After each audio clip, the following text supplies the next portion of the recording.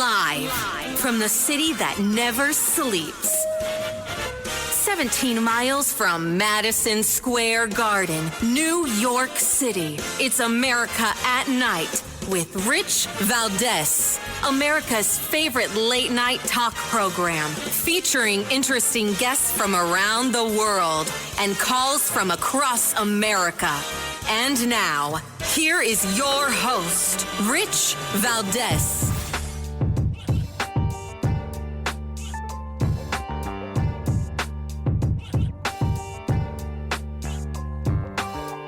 Hi there, good evening, and what's up, America? I am Rich Valdez, Valdez with an S, your liberty-loving Latino amigo. Happy to be here with you this Tuesday night. Welcome to the program. We're live, we're national. Here's our phone number, 833-482-5337, 833-4-Valdez. And you've got people all up in arms still about Elon Musk, saying he's not an employee, he's not this, he's not that. I'm going to get into that in a second. You've got this plane that crashed, yet another plane crashed. I think I mentioned it yesterday on the air. And again, there's not much to say. It's that everybody lived, right? 80 passengers. This plane was upside down. They got out of the plane upside down. Thank God for that. Happy to hear that. Plus, we were scheduled to have former Illinois Governor Rod Blagojevich. Blago is scheduled to be on the show to celebrate the pardon that full, complete pardon. Of course, he was commuted. His sentence was commuted 4 years ago today, and here he is now celebrating the full pardon some 4 years later. So we're going to talk about that as well, plus some trafficking, human trafficking, and all of that stuff that's going on with the border, and some DOGE. Now, of course, there's been some developments with hostages being released over the weekend and Hamas agreeing to release even more hostages. I was just looking at something right here. 6 more hostages are being released and 4 more bodies of hostages that died in captivity, which doesn't sound good to me, right? I mean, you're holding somebody hostage. It's the idea that you're going to give them back. And I think President Trump was likely accurate when he said, I think most of these people are not alive. And sadly, that was the truth, it seems. But I want to talk a little bit about this Elon Musk stuff, right? The AG, the Attorney General of Connecticut, was on CNN today, and he is now suing. Why? Because of Elon Musk's data access, saying that his work for the DOGE service is in utter violation of the Constitution and the Appointments Clause. Listen to this. This suit is about stopping Donald Trump from letting an unelected billionaire, Elon Musk, and his army of tech bro wannabe stormtroopers from tearing up the federal government and accessing sensitive information.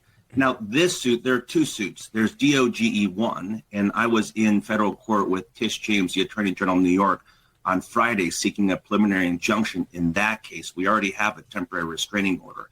But the case in front of Judge Chuckin in D.C. is about the Appointments Clause. And so in the Constitution, it says if you exercise significant authority, you've got to be confirmed, nominated by the president, but confirmed by the Senate. That didn't happen here. His appointment, his work is in utter violation of the U.S. Constitution and the Appointments Clause.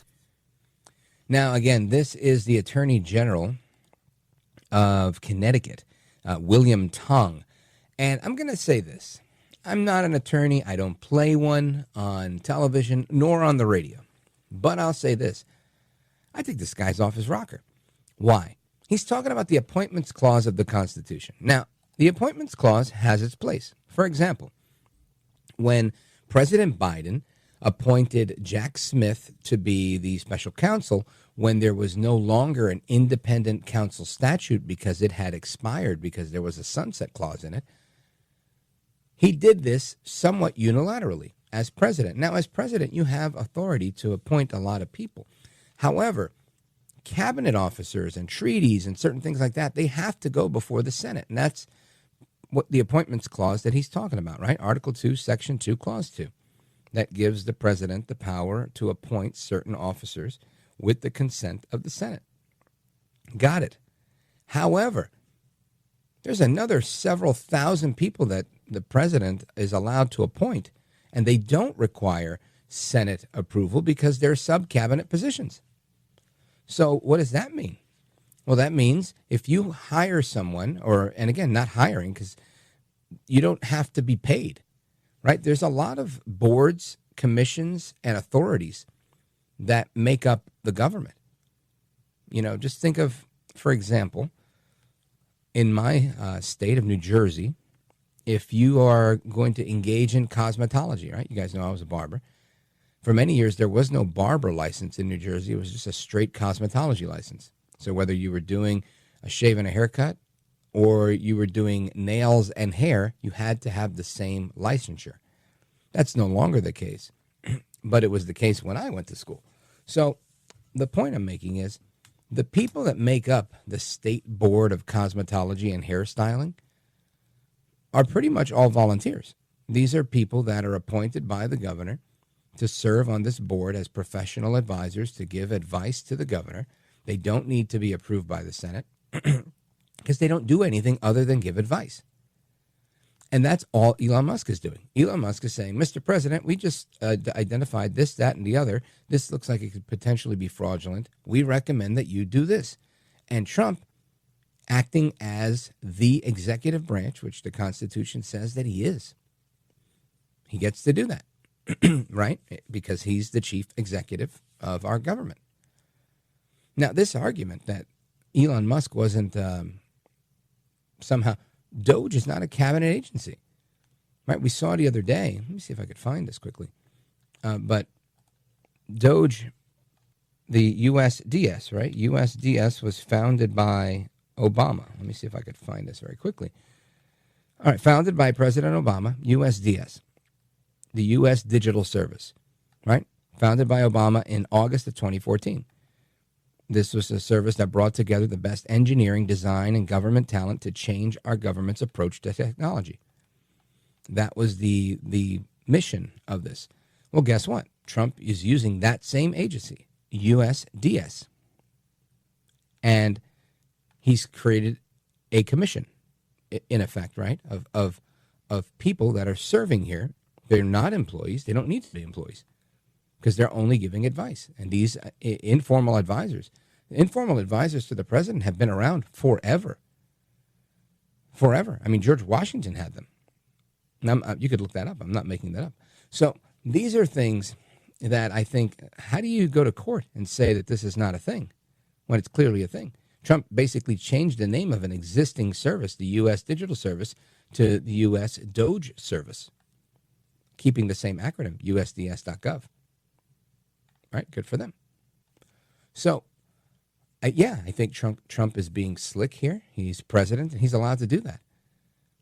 But for the folks at the state of Connecticut to really wig out about this stuff, I think it's a little bit much, honestly. And let me give you a little bit of this right here. Right, New York Post today. Today. Elon Musk is not a DOGE employee. Here's how he can still oversee operations in his White House appointed role. Tech billionaire Elon Musk is not officially an employee of... Let me see. This thing just moved on me. Sorry about that. All right. He's not officially an employee of the Department of Government Efficiency, but is still overseeing its operations as senior advisor to President Trump, the White House argued in a court filing this week. The SpaceX founder is considered a special government employee who can advise and communicate Trump's orders. Office of Administration Director Joshua Fisher wrote in a signed declaration and filed it in federal court. These recommendations for DOGE include cost cutting and other measures, as well as employees to help reach that. The executive branch, a White House spokesperson, told the New York Post, that's just how it is. It's a non-binding governmental administrator. Got it. Makes sense to me. I think that's what I just said, right? As long as you're giving advice, he's not making any decisions that affect the United States in his capacity. He's coming to conclusions and recommending that the chief executive take action. So that makes sense to me. And listen, I'm just telling you from my own experience, having served as a sub-cabinet official that was appointed to the government in the state of New Jersey, and in my experience as someone that was appointed to a state board. Very similar, right? They operate very similarly. So anyway, that's my point on that. Now, I want to get into a couple of other things this evening. Of course, we want to talk with former Governor Rod Blagojevich, and I hope you're tuned into the radio for that, because if you're not, you're going to miss it. But radio is always going to be my passion, right? This is a thing where whether you're in the car, you're at work, you're in a warehouse, you may not be able to watch your favorite show, but you can definitely turn on your little radio and do that. Now, some of you are saying, I don't even have one of these little radios. What are you talking about? I'm talking about the CC Wi-Fi 3, right? So if you're struggling with getting good reception in your house, your job, wherever you are, get the C Crane radio, right? C Crane's Wi-Fi 3 internet radio is the solution. Now, here's why the CC Wi-Fi 3 is so special. You can connect this CC Wi-Fi 3 device, this small internet radio, and that's it. You're ready to tune into over 30,000 radio stations all over the world, including stations that are carrying my show. And you get it with no static and no fade. So that's a plus. Then you've got the voice-focused audio, which is beating any smartphone on the market. Plus, there's no need to sign into any of the apps that you might be thinking of. No need for apps. No monthly fees. No microphones that are constantly eavesdropping and pushing pop-up ads on you. It's not. It's just a radio. And with the full-size remote control, you could literally channel surf to find the radio station you're looking for while you're sitting in your favorite easy chair. Trust me, this has never been easier. The CC Wi-Fi 3 is the way to go. And you could even use it as a Bluetooth speaker to listen to your music and your podcasts and other stuff that you like to listen to. Now, to order this, you just got to call the company. Who's the company? C Crane. Here's the number, 800-522-8863. Or just go visit C Crane online at ccrane.com and put my name in there, ccrane.com/rich, or ccrane.com/rich, R-I-C-H, and use my name, code RICH, R-I-C-H, when you check out for 10% off any orders that are higher than $75. And you can also get this on Amazon. Do that now.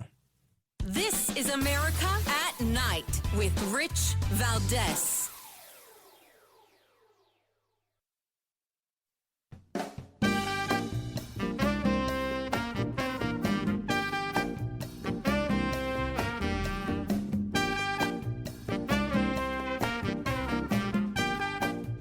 I want to listen to you, Rich, all the time. America at Night with Rich Valdez. Next, we have a full and unconditional pardon for former Governor Rod Blagojevich of the state of Illinois. Good. It's my honor to do it. I've watched him. He was set up by a lot of bad people, some of the same people that I had to deal with. He wasn't quite as successful, but he had somebody that saw what was going on. I didn't know him other than I believe he was on The Apprentice for a little while. He was just a very nice person. He had a fantastic wife. She fought like hell to get him out. He was given a sentence of like 18 years. And it was a sort of a terrible injustice. They just were after him. They go after a lot of people. These are bad people, the other side. So I think he's just a very fine person. And this shouldn't have happened, and it shouldn't have happened to him. And let him have a normal life and let him go out and do what he has to do. So I'm signing this as a full pardon. Rod Blagojevich. Mr. President, are you considering him for ambassador to Serbia? No, but I would. I mean, he's now cleaner than anybody in this room. He got a pardon. He's cleaner than anybody in the room. Cleaner than anybody in the room. Of course, that's President Trump signing the full pardon, basically on the anniversary of the commutation of Governor Blagojevich's sentence. And you guys might recall back in October, I was at Madison Square Garden for the president's rally, and There was a bunch of, just wonderful people in and out of the suite I was in. And one of those people was former Illinois Governor Rod Blagojevich. And we got to talking, and I said, I got to talk to this guy because he's got a better head of hair than me. And that's rare. You guys know that's rare. So he's on the show. He's going to tell us if he's going to become ambassador to Serbia. He's going to tell us all about this story on how he was set up. Governor, welcome, sir. Hi, Rich. It's nice to talk to you, and it was a real pleasure meeting you in October. Likewise. So let's get into this because I think, the clip from President Trump really sets this up so well. I've been, and just to give you a little background, I am not a fan of the mayor of New York City, Eric Adams, and I was, a little bit disappointed that they were stopping the criminal prosecution into him. But something that's incredibly on brand for Donald Trump is being fair and not engaging in lawfare. And as for his attorney, Emile Beauvais. So I think that speaks volumes when you see him pardoning Democrats, right? Not necessarily allies of his, like Kwame Kilpatrick, like yourself, and now halting this, what apparently might have been another witch hunt from the previous administration on Mayor Eric Adams. But I don't want to speculate on those things. I see a trend of fairness coming from President Trump. Your thoughts? No, very much so. Look, the President of the United States is the chief law enforcement officer in many ways in the country, if you look at it that way, the commander-in-chief, and he's the top guy to protect the Constitution and the rule of law. And so when he sees things that are unconstitutional and or sees things that are unjust, certainly that was the case with me because I didn't break a law, cross the line, or take a penny. It was all politics. And perhaps it's the same situation with Eric Adams. I don't know a lot of the details about that. And certainly what they did to him, which is so unbelievable and so right. outrageous and disgraceful. So he's acted as the President of the United States to right some of those wrongs and undo those wrongs. And so great credit to him for doing that as the president. Now, on a personal level, for what he's done for me, I mean, all I can tell you is what I've been saying all along is it's just a deep, profound gratitude to Donald Trump for the good things and the kind things he has done to me on a personal level. 5 years ago today, he pulled me out of prison after I sat there for 8 years because I wouldn't give in to these corrupt prosecutors. I wouldn't say what they wanted me to say. I fought back. They couldn't convict me at a first trial on their fake charges, so they tried me a second time, and they simply changed the instructions to the jury to criminalize legal conversations. And under that standard, they can convict anybody. And Wow. They were so determined to get me, and I learned how you can't really trust the court system like I thought you could. And then sometimes, particularly with these highly charged political cases, it's corrupt and the courts are rigged. And, we saw what they did to President Trump, Democratic prosecutors before Democratic judges and Democratic jurisdictions with Democratic jurors, fake charges, and they get these fake convictions. It was the same thing they did to me, only it was actually George Bush Republican prosecutors who did it to me, a Democrat governor. So to go back to what you originally said, Rich, what's so great about President Trump is he's not looking at political party. He's looking at right and wrong. He's looking at the rule of law, the Constitution, and his responsibility as the president to be for that and to protect those things. And that's what he's done and he's doing. And that's why he's well on his way to be a great, great president. And, my thing is small relative to the stuff he's doing now. And so I have great optimism that our country's going to be great again. Folks, we're on with former Illinois Governor Rod Blagojevich. He is a pardoned man as of yesterday, and we're going to come back and hear all about the story from beginning to end. So keep it locked right here with me, Rich Valdez, and our guest, the Blago himself, former Illinois Governor Rod Blagojevich, our guest. Coming right back. Don't go anywhere.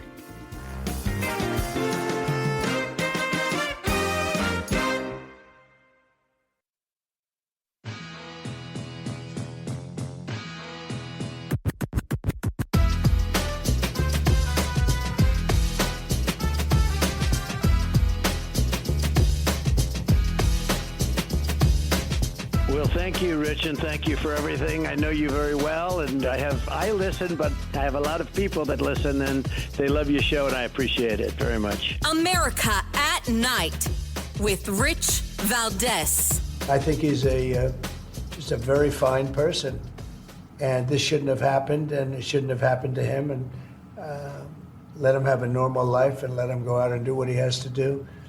So I'm signing this as a full pardon.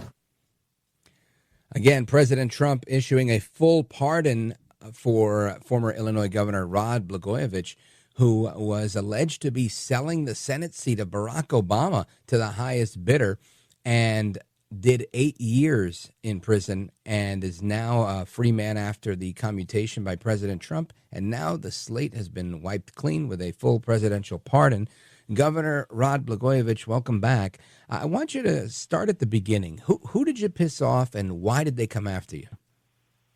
Yeah, well, I fought a lot when I was governor. I was the first Democratic governor of Illinois in 26 years, and the Democratic speaker, who incidentally just got convicted of corruption last week, had been there since 1973, been the speaker since 1983, sort of controlled an empire down there. My own party, he's the chairman of our party at the time. But he was an obstacle to the stuff that I believed I should try to do for the people, because I ran on promises. And, like President Trump, I think when you run and you promise people you're going to do things, you try to do them. And, I learned the hard lesson that there is such a thing as a deep state, not just in Washington, but in state government too. And so, it was 6 years of, struggle to get things done for people. I'm really proud of the things we did: healthcare for every child, affordable healthcare for every child, free public transportation for our seniors and the disabled, mammograms and pap smears for uninsured women, and we treat them if they have cancer, God forbid. We did a lot of these things and we did them all without raising taxes on people, because I found like $3 billion of money that was being held in 700 different funds that Democrat speaker was protecting, special interest funds. They were just sitting on that money, not using it for the benefit of the people, but they kept going back to try to raise taxes on them. So I fought that system. I took on the Bank of America the day before I was arrested, which is very interesting, because back in 2008, if you remember, Rich, they had the Lehman Brothers collapsed and the financial institutions. The Great Recession. Collapsed, and people's 401ks were wiped away. And this is what, basically swept Obama into office. And then the federal government bailed out the big banks and the financial institutions with the promise that they would provide lines of credits to small businesses and other businesses to keep them afloat so that people can work. And there was a company in Chicago on the north side named Republic Windows that was going bankrupt, but the workers there were entitled to 2 months severance pay, and the Bank of America wouldn't provide a line of credit. So the day before I was arrested, I came out with a solution to help those working people and announced that we were going to suspend the business we did with the Bank of America. They had $2 billion worth of the state money in deposits. And I said, look, if you're going to treat these workers that way and violate the deal you made with taxpayers when they were bailed out by Congress, then we're taking our business elsewhere. We'll find another bank to put the money in. Long and the short of it is that worked. They came through. They capitulated. The workers got their got their severance pay. And then I got arrested the next morning at 6 o'clock. Wow. So whether that had something to do with it, whether it was more than that, I'm still trying to figure it out. All I know is that I went to prison and I was arrested for conversations started by Barack Obama on election night when he sent an emissary to me to talk about a political deal for the Senate seat. And based on that, we discussed possible deals. They criminalized it against me. Obama went to the White House for 8 years. I went to the Big House for 8 years. And nearly 5 years into that ugly journey, that unhappy journey, the appellate court reversed the convictions on that sale of the Senate seat. It was never a crime. They called it nothing more than political log rolling, but they kept me there for 3 fundraising things that weren't crimes either, because they were trying to bury me and bury the truth. And, it's been a long, hard struggle, Rich, but sooner or later, you know what? God can find a way out of no way, and Donald Trump was his instrument. It's been a miracle that his life intersected with mine, that I would meet such a good person like that, such a strong person like that, and that he would help me the way he has. And that, interestingly enough, some of the very same people who did it to me have been doing it to him. And so we got a lot of work to do in America, and it's terrible to do this. It's disgraceful that they can do something like this to a president or to a governor. Doesn't matter whether we're Democrats or Republicans. They're doing this to us, to the people. Weaponization of prosecutors, lawfare, rigged courts, the politicization of the justice system. This is not this American democracy. This is KGB Soviet-style police state politics, and we must fix this, because this is the greatest constitutional crisis in America since the Civil War. My case, Trump's case, maybe Mayor Adams, it appears. I don't know enough about that. is very different from, let's say, Senator Menendez, where you've got gold bars and cash in a senator's house, and he can't explain where that money came from. That's the kind of corruption those people should be going after, not inventing crimes where they don't exist for political things that are legal and part of the job. Yeah. Folks, we're on with former Illinois Governor Rod Blagojevich, a Democrat, got done in by some Democrats, some Republicans. It was an ugly road for you. Now, Gov, I want you to tell us about what that road was like, really just kind of what was it like being in prison and being, the governor? Did they treat you better? Did they treat you worse? Did somebody cut you a break?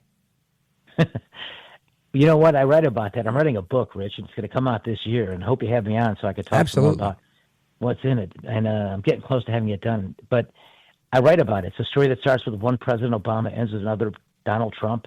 And a lot of the stories, a governor in prison with, Crips and Bloods and gangster disciples and Sinaloa cartel drug dealers and men who committed murder in a higher prison like the ones you see in a movie. I went from a 50,000 square foot governor's mansion to a 6 foot by 8 foot prison cell. My first nearly 3 years in prison, they buried me in a place like that to keep squeezing me.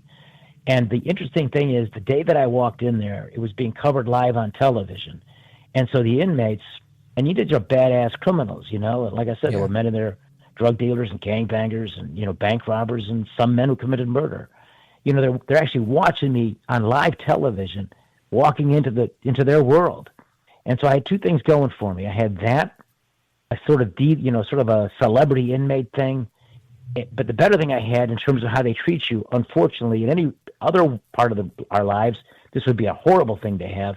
But when you're walking into prison, if you want to be treated with respect by the other inmates, you walk in there with a 14-year prison sentence like I did. Because what that says to them is, he didn't snitch on anybody. Right. And to them, in that world, that's a big deal. And so I was treated really well for almost all my time there, and particularly in the very beginning.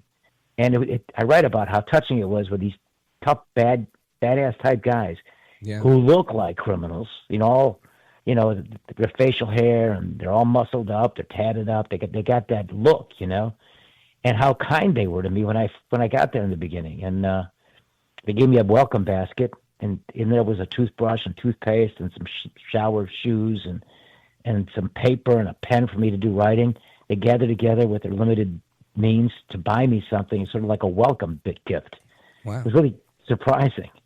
But I spent 2,896 days with guys like that, and a lot of them are real bad guys. There's no doubt about that. But it was what I learned too was a lot of these guys misguided. They broke the law. The drug dealers in particular,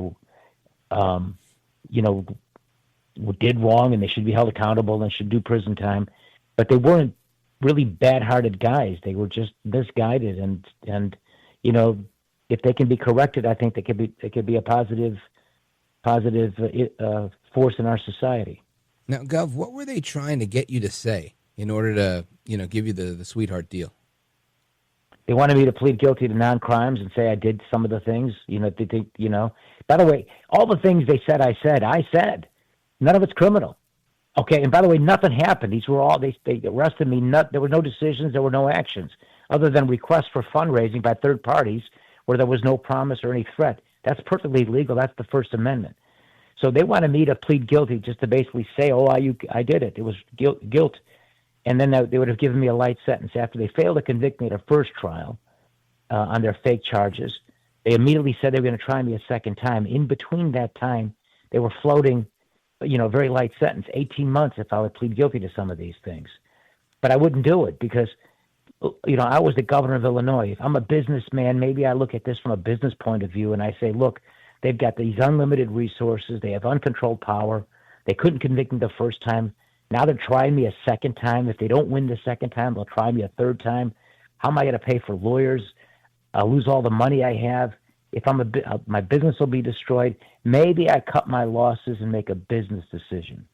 But I was the governor of Illinois, hired by the people to represent them and to fight for the rule of law and the Constitution. You actually swear on the Bible that you're going to do that. Yeah. And how could I possibly plead guilty to non-crimes that they knew were non-crimes?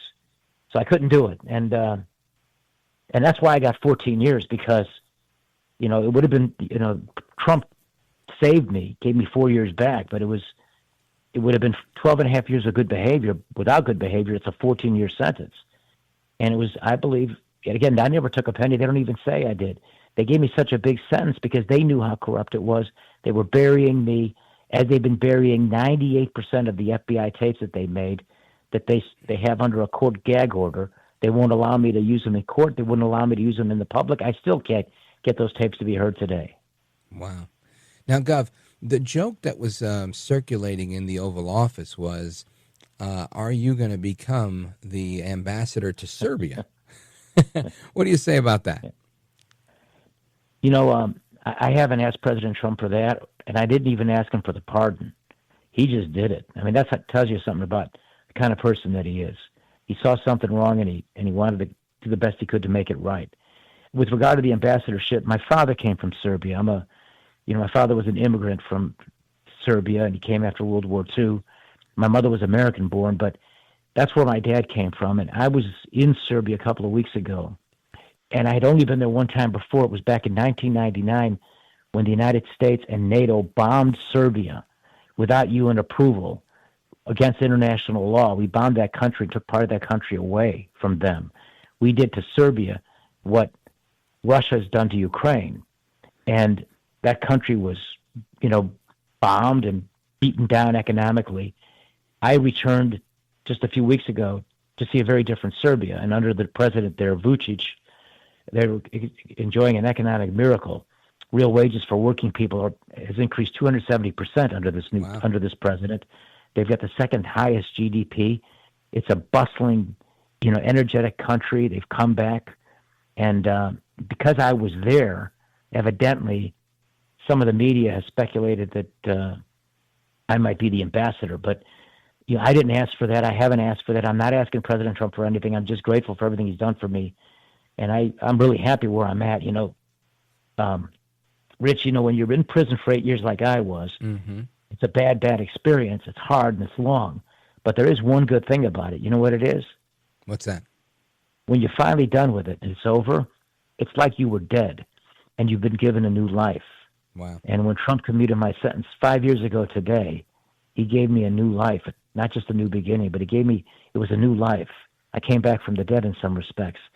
And I've learned through hard lessons and a long, difficult journey that when you're given this new beginning, that you really appreciate the smallest things in life, things that you never really saw before. Because in my case, I was so busy in the race of life trying to become a governor and trying to be somebody. So I'm blessed, man. I feel so grateful for every day I have. Huh? Gov, can you stick with me for like 3 or 4 more minutes? I just want to hit a pause right here and come back and let everybody know how they could follow you, find you, and support you. Folks, we're coming right back with Rod Blagojevich. This is America at Night with Rich Valdez.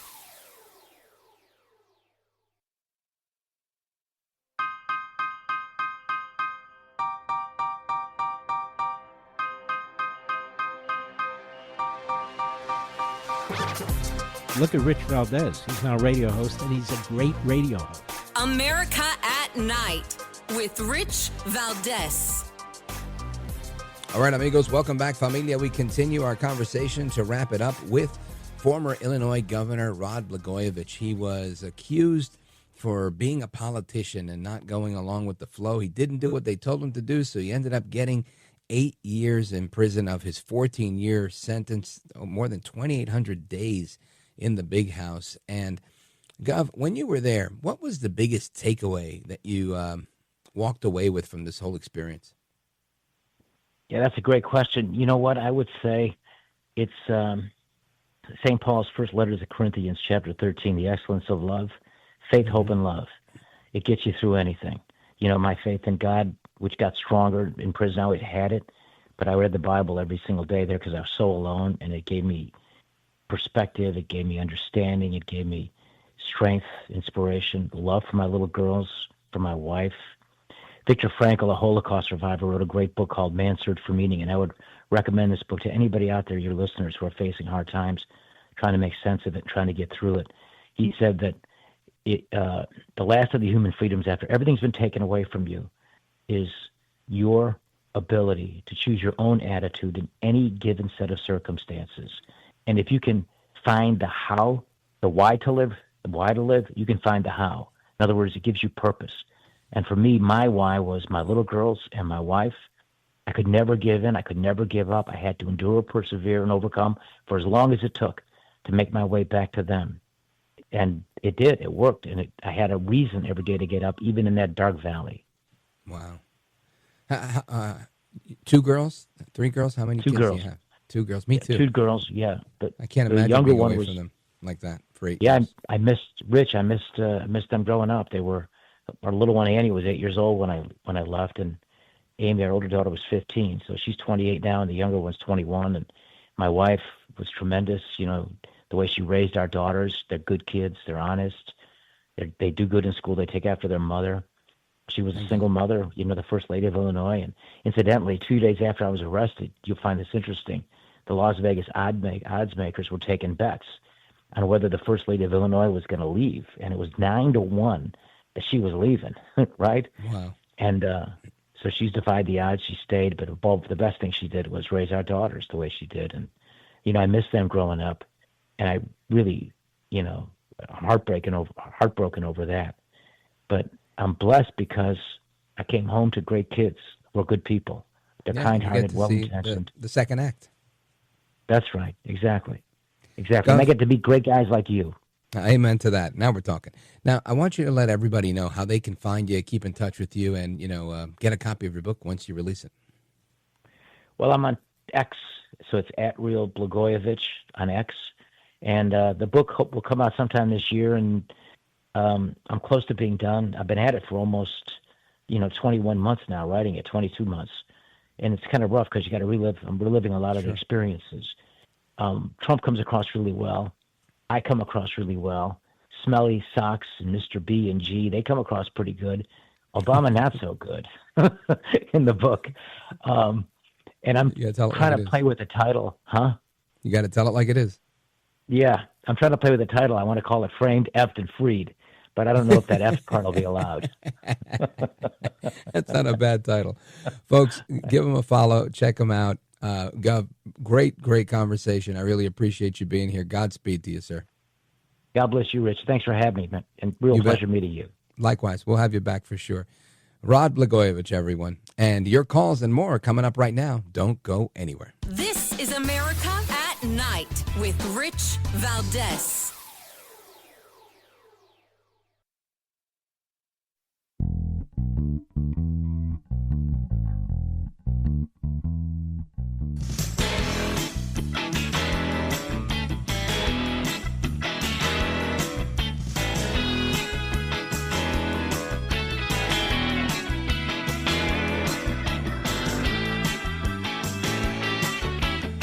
All right, amigos, welcome back. Rich Valdez. Open phones across America. Your calls and more, 833-482-5337. Let's go to Boise, Idaho, KBOI, and check in with our man, Paul. Paul, what's up, my man? Hey, thanks for taking my call, Rich. Appreciate You it. bet.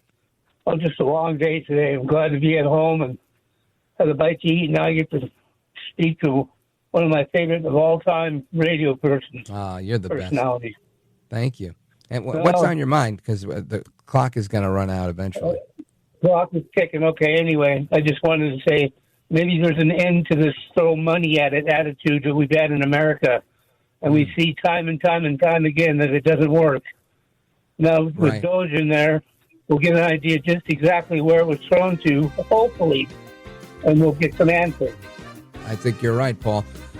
The foreign policy has always been throw money at it or throw a bomb at it. That isn't the approach we need, which is why I think Trump is so refreshing. Folks, we're coming right back. Paul, thanks for your call. Hasta la próxima. Take care. Good night. And God bless you, America. I'm Rich Valdez.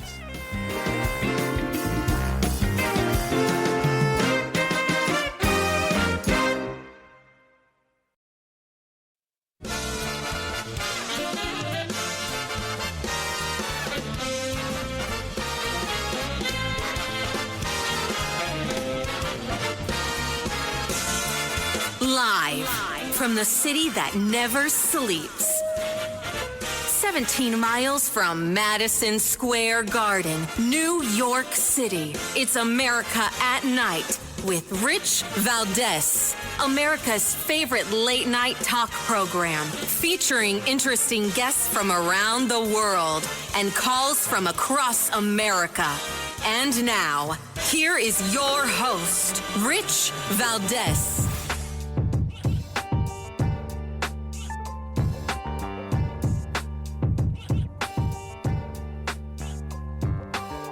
Hi there, good evening, and what's up, America? I am Rich Valdez, Valdez with an S, at Rich Valdez on all of the social media.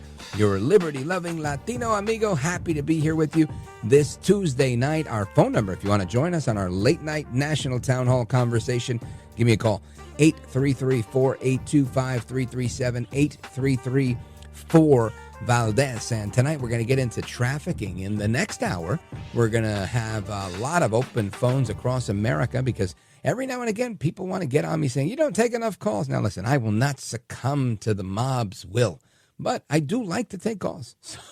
So you have not because you ask not, and ask and you shall receive. So we'll be doing a lot of calls, especially in the next hour, but we'll be doing some this hour as well. And again, some conversation on trafficking and, of course, the news of the day. And, of course, lots of news. Let me see. Where do we start with today's news? Well, let me see. There's always so much going on. Always so much. But you've got, let me see.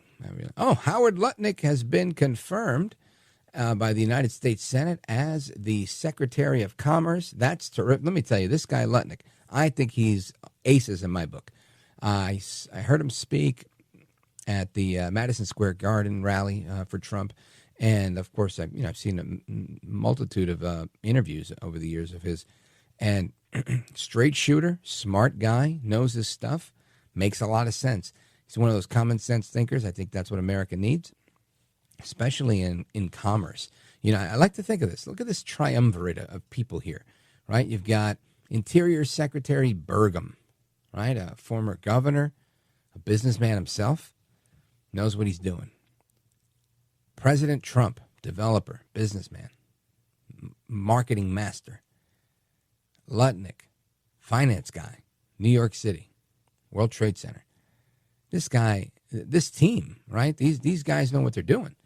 And I think when you're talking about an economic recovery, the American comeback story of our lifetimes, these are the type of people you want there. Not to sell out anybody else, right? I'm not trying to sell anybody short. I'm saying like Marco Rubio or anybody else, Kristi Noem, so many other great cabinet picks.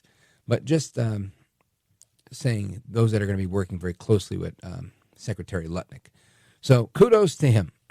Now we continue. All United States attorneys that were appointed by President Joe Biden have been fired. You're fired. You're fired. Let me tell you, when I was married and my kids were younger, there were two shows that we watched, kind of like family programs. American Idol and The Apprentice. These were our two shows. My kids would sit there and locked in. They loved The Apprentice, and everybody loved it when Trump came, and he'd say, you're really good. You're a great person. You're very good at this. You went in there as project manager. You did X, Y, and Z. But the goal was to do A, B, and C. And for that reason, so-and-so, you're fired. He was the best firer there was, right? If you're ever going to get fired, you want to get fired by Trump. He did it with such class. Made you feel like $1 million to get fired. Anyway, that was that. Great show. Wish I was still around when Schwarzenegger took over, and I like Schwarzenegger, but it wasn't hitting the same. Let me see. Oh, here we go. Big story today. Let me see if we have some clips on this. Count Delacula, do we have any audio on the malfeasance with the Social Security? Any of no, nothing with the DOGE. Well, let me tell you this. All right, let's try it. Go for it. There was an Inspector General audit last year that showed over an 8-year period, the Social Security Administration made almost $72 billion in improper payments, a little less than 1% of payments in that time period. Now, the report also says that most of these improper payments were overpayments, not payments to deceased people or people who didn't qualify to receive these payments. At the same time, Jose, this effort by DOGE is to go through this agency like every other and try to weed out waste and fraud. Yeah, I mean, and also $72 billion, and that's without a comprehensive search. I mean, that's significant. Yeah, that is Aaron Gilchrist with NBC News, White House correspondent. He was on MSNBC today with Jose Diaz-Balart, and they're talking about this effort by DOGE within the Social Security Administration. I think next stop is the IRS. I love it. And in this clip, they're talking about $72 billion. Now I think the number is way higher. This is very interesting. And at a press conference earlier today, President Trump was kind of highlighting some of these numbers. And man, these are serious numbers with respect to the Social Security and who's getting these things, right? The database that Musk put together with his team lists 12 million people older than 120 years old. 12 million people. Listen to this carefully. The Social Security Department is saying that there are more than 12 million Americans that are older than 120 years old. Now, without doing any research, any Googling, any DuckDuckGoing, any asking my producers, nothing,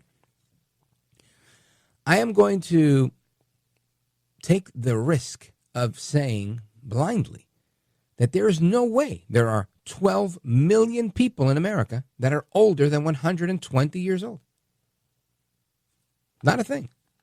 Now, if you guys want to fact check me on the fly, go right ahead. But I don't see a possibility where you can have 12 million people in America that are older than 120. But that's what's going on here, right? At least this is who they have as eligible for Social Security. Now, this database reportedly includes millions of these super centenarians, as they're called, and it outnumbers the current U.S. population. Musk and the DOGE service, the committee, the team, they discovered the data while reviewing Social Security Administration records for potential waste, fraud, or abuse. According to the Social Security database, these are the numbers of people in each age bucket with the death field set to false. Musk wrote on the social media platform X. And this, by the way, is in the Epoch Times. The chart shows that there are more than 17 million centenarians who are marked as alive and eligible for benefits. More than 17 million people older than 100. I don't even believe that number. Of whom more than 12 million are allegedly older than 120. More than 1,000 people are listed as being older than 220 years old. I don't care how old the oldest person you know is. They're not 229 years old. Now, there's another bucket that has people from 240 to 249 years old. And the oldest person listed on the United States database here is more than 360 years old in a country that's only been around for 249 years. How about that? How about that? That's kind of crazy, right? So you tell me, what is going on here? I mean, in my opinion, I think they're uncovering things that really are, whether it's incompetence, whether it's fraud, abuse, or just simply waste. People not doing their jobs effectively and allowing this database to list people that are 360 years old and tens of millions of people that are older than 100 or 120 years old. I mean, this should never happen, right? And if anybody's listening saying, oh, come on, Rich, you've never made a mistake. I've never made a mistake like that. No, I've not.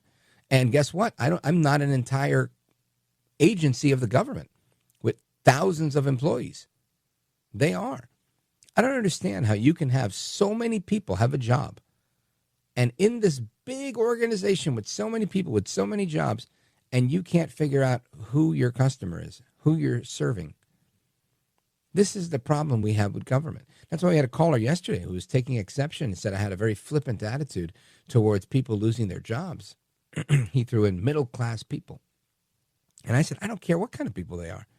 If they work for the government, I hope they do an outstanding job, and then they should work there. And if they don't do an outstanding job and their job isn't extraordinarily needed, then the job shouldn't exist.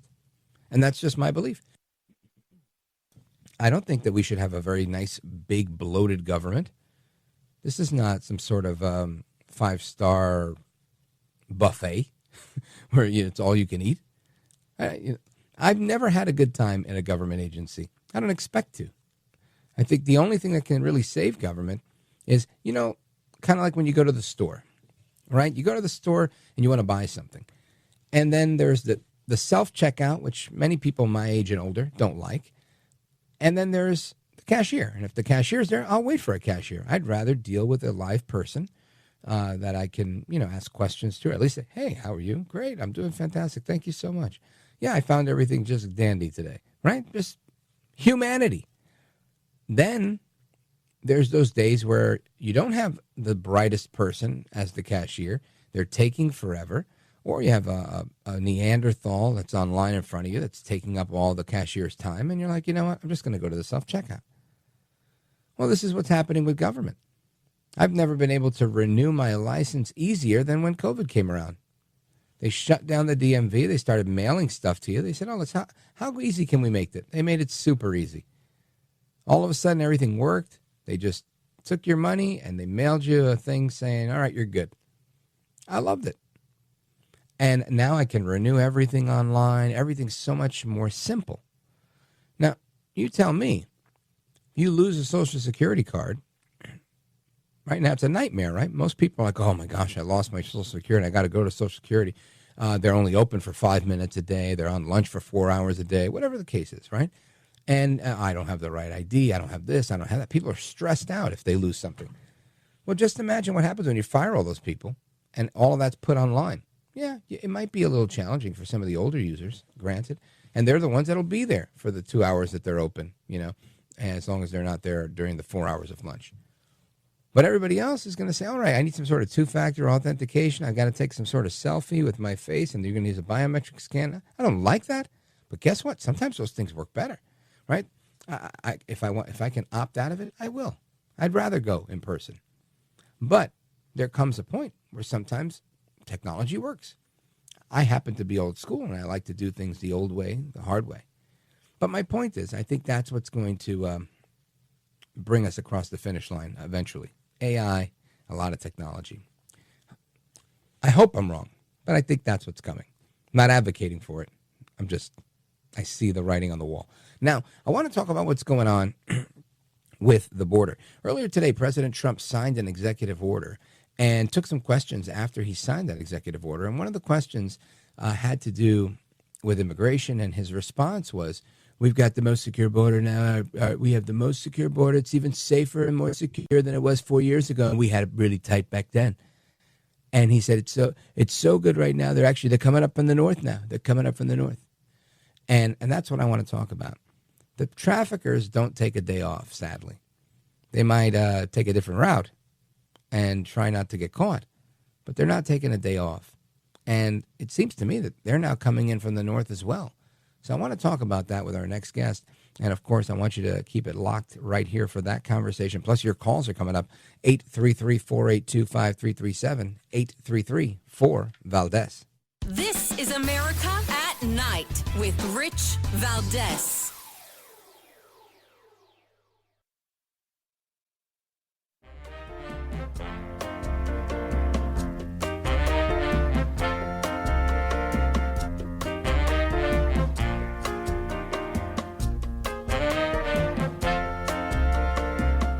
The best guests, the best opinions.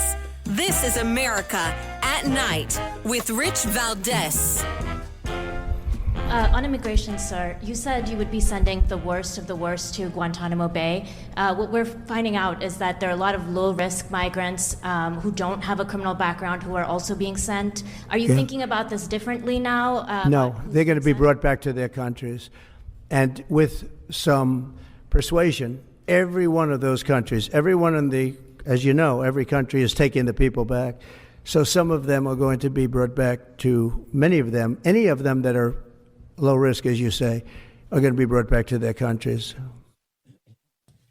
That, of course, President Trump earlier today at a executive order signing and taking questions, having, again, just yet another press conference, being very candid with members of the media, doing, I thought, a great job fielding the questions. It's so remarkable, not to get too off topic, but the questions that they ask are always just so single-sided. Right, they ask a bunch of questions about DOGE and about Musk and about the migrants, and the question's always about why are we taking them to Guantanamo Bay? Not why are they coming and should they be here and what are we going to do to protect people that are being trafficked? None of those questions come up.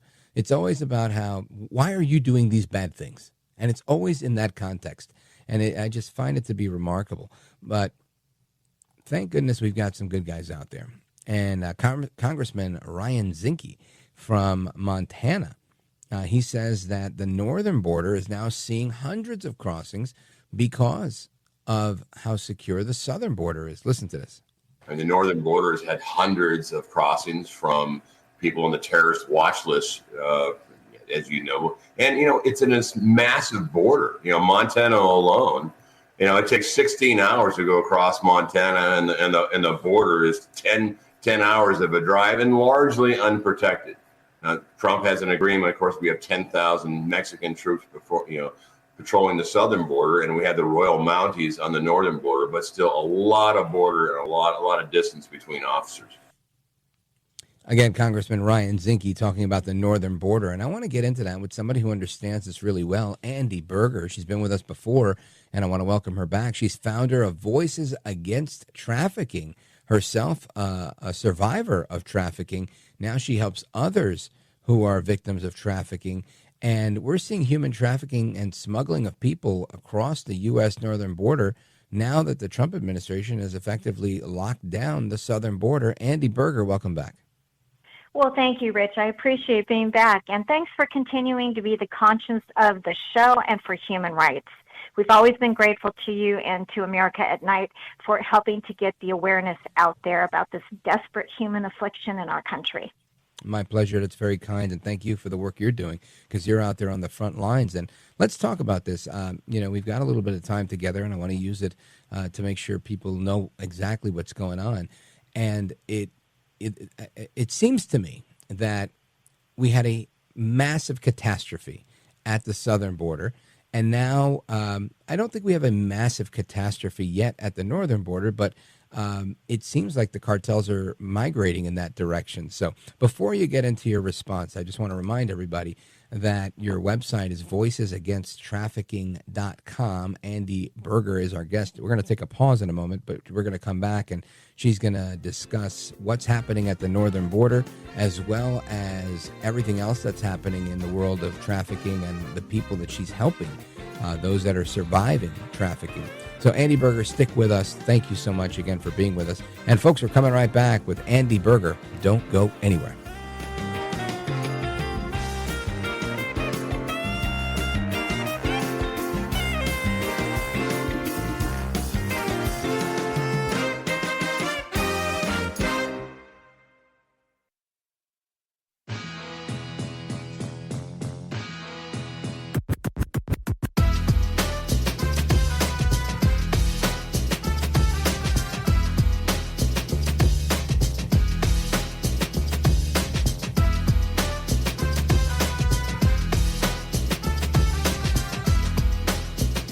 Congratulations on just an amazing show.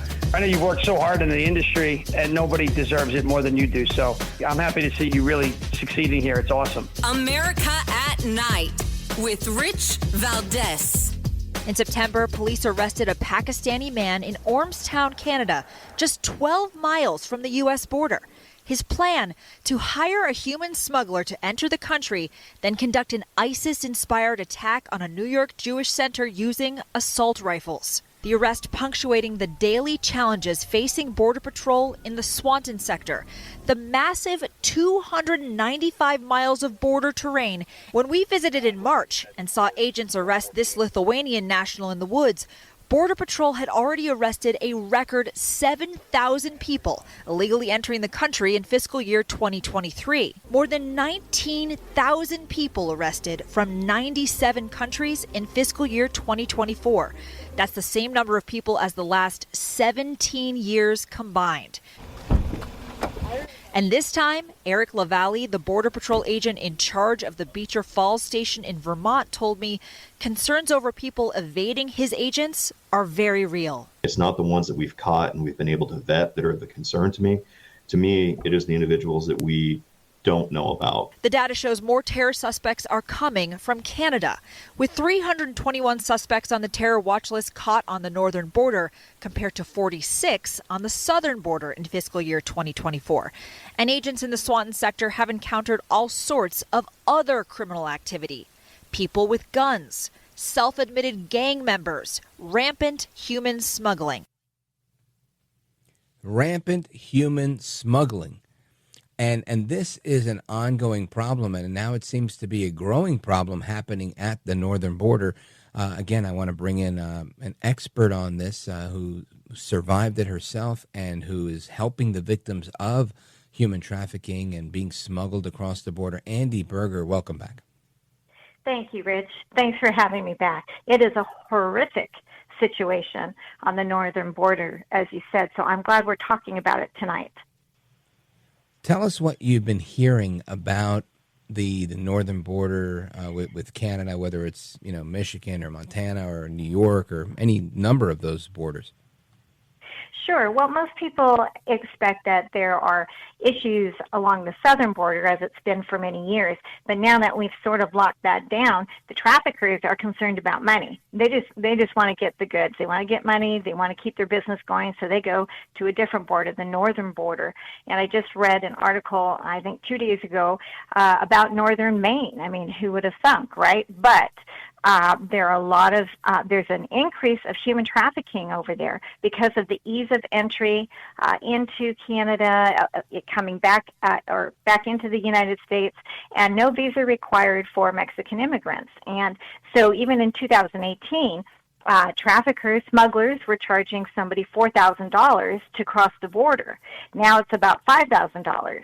But the thing about Canada and North Dakota, for example, 60% of the arrestees in North Dakota had entered the U.S. from Canada illegally, and this was in a report just from the other day from North Dakota's Valley News Live program. So the traffickers have simply moved locations, Rich, is what has happened.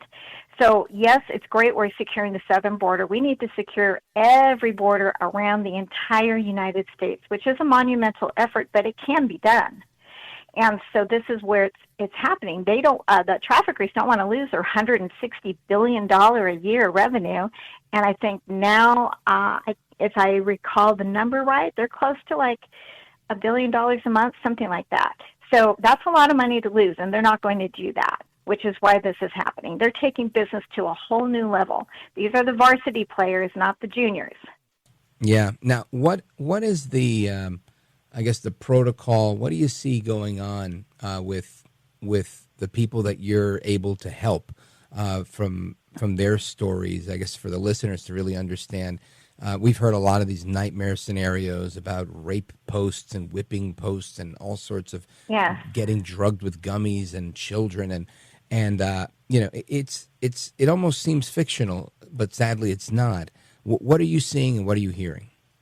Okay, well, let's start with a couple of statistics because that helps some people on the linear mode that every 40 seconds in the United States, a child 18 years or younger is abducted or lured into something that seems safe, but they are actually getting taken into human trafficking rings. So every 40 seconds, Rich, it happens in every single state of the United States.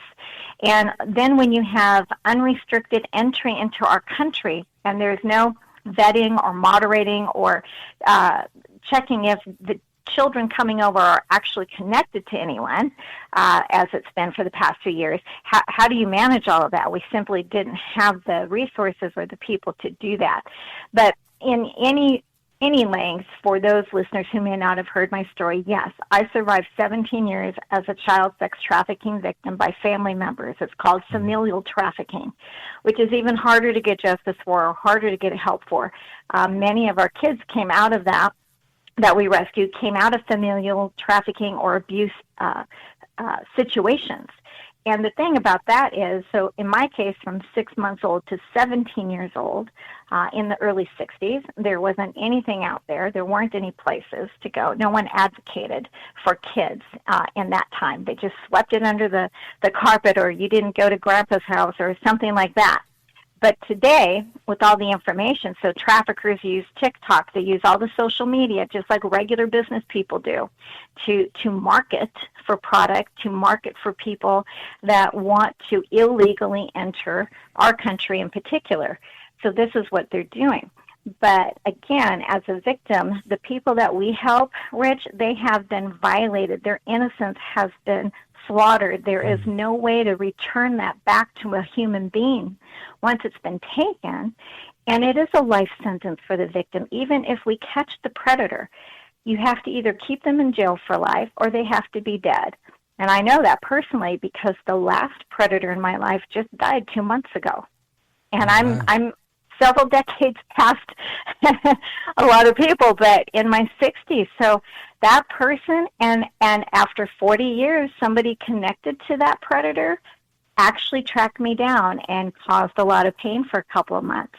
And so it never ends. Yes. And this How is crazy someone is that was involved from the time that you were trafficked?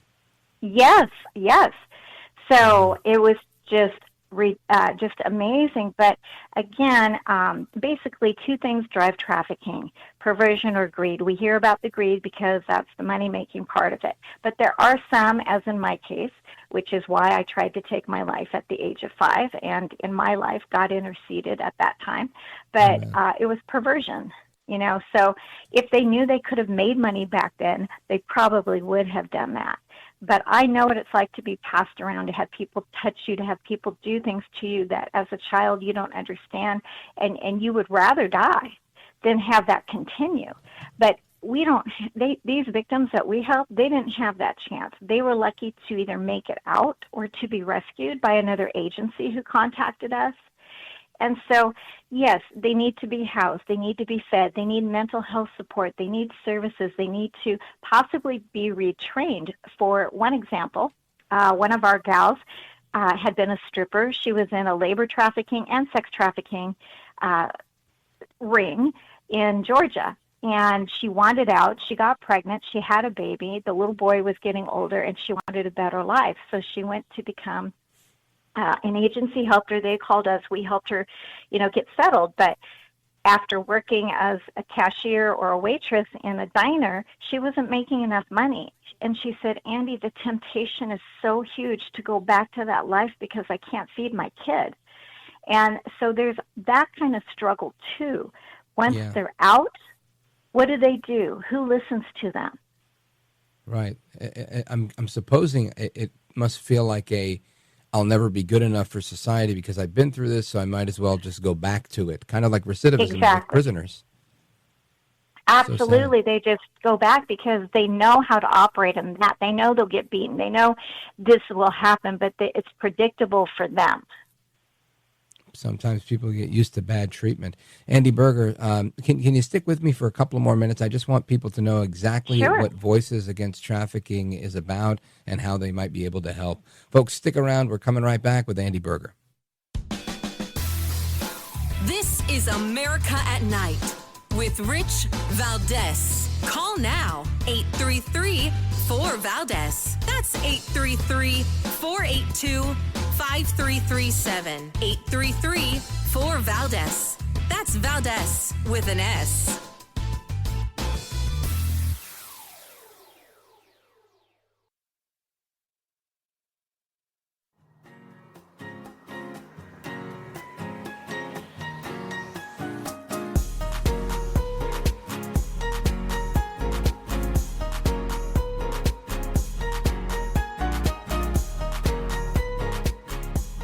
now, 833-4-VALDEZ. That's 833-482-5337. 833-4-VALDEZ.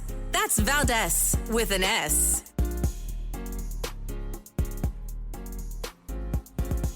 All right, amigos, welcome back. We continue our conversation with Andi Buerger, founder of Voices Against Trafficking. And Andi, not only are you a survivor of trafficking and abuse, but you are helping people to do that through Voices of Trafficking. Tell everybody listening what exactly you do and how they might be able to help. Absolutely. Well, Rich, basically, we're a 501c3 nonprofit organization, and we are really dedicated to anti-trafficking prevention, public awareness through various tools, which I'll mention in a moment, education, because we have to get people to understand what the situation is and how they can act. We work with legislators on both sides of the aisle because human trafficking is not left versus right. It's right versus wrong. It should always be wrong. It's a crime against humanity. And as we mentioned earlier, survivor support and rescues. So we have a number of tools on our website. First and foremost, if somebody's not sure what to do, go ahead and put the numbers. We have helplines and hotlines. If you suspect trafficking, if you suspect abuse, if you think someone's suicidal, all kinds of hotlines on voicesagainsttrafficking.com. Be prepared to make the call in a safe, neutral, way. You're not going to embarrass anybody. That's what they're there for. They will help find help in your area. So there's that. We just brought out something new. It's called Broken Treasures, the Inspiration Album. We have top-notch artists who dedicated songs and gave us an entire album of music. It's our lead fundraiser for the year, so people can also go to our website and purchase the digital version of that album with inspiring, positive, amazing messages, of hope and triumph, and all of the artists were just so elated to help. So we're very thankful to them. So check it out. And then our next magazine, Voices of Courage, our third volume, it's a special edition. We have an amazing actress, entertainer, filmmaker. I'm not going to tell you who it is because it's going to be out next week, but we have articles from international, all over international countries and the U.S., and it's a good mix for people that maybe want more of an editorial read on the topics of human rights. And then, of course, we have our next book coming out in September from Morgan James Publishing, and it's Voices Against Trafficking, Courage is Contagious, Uniting Voices and Nations in the Fight Against Human Slavery, because we believe that together, collectively, our voices are most powerful when we're united. So we have those tools, and we do a lot in the community. We offer free speakers to organizations, churches, schools, anyone that will have us, so that we can educate and inspire people to action, to be part of the solution, Rich, and not just somebody on the sidelines that says, oh, that sounds terrible. Okay, let's go on to something else now, right? Right. Outstanding. Very, very amazing work, and you've got a heart for it, right? You've taken what was meant for evil, and you're using it for good, and that's amazing. Andi Buerger, voicesagainsttrafficking.com is the website. Check them out. Help them however you can. Andi, I want to thank you for keeping us up to speed on everything that's going on and for the amazing work you're doing. God bless you. Thank you. God bless you too, Rich. Thank you. My pleasure. Amigos, your calls and more coming up right now. Don't go anywhere. This is America at Night with Rich Valdez. Call now, 833-4-VALDEZ. That's 833-482-5337. 833-4-VALDEZ. That's Valdez with an S.